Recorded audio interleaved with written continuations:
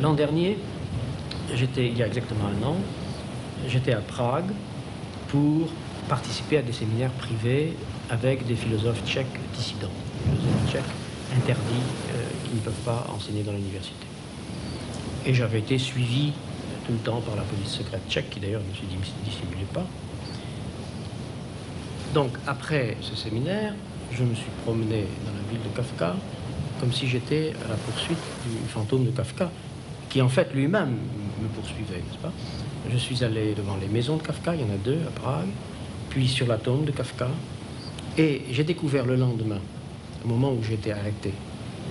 prétendument pour trafic de drogue, que c'était au moment où j'étais sur la tombe de Kafka que la police secrète tchèque était entrée, alors que j'étais occupé avec le fantôme de Kafka en quelque sorte, est entrée dans mon hôtel et a placé, a disposé les petits sachets de drogue dans ma valise pour m'arrêter le lendemain. Bon.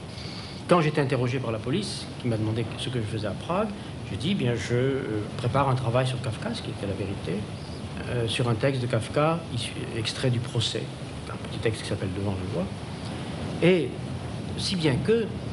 pendant toute cette séquence de l'interrogatoire, de l'emprisonnement, le fantôme de Kafka était effectivement là, et les scénarios écrits par Kafka étaient en train de régler toute la scène, qui était une scène du procès d'une certaine manière, comme si nous jouions tous un film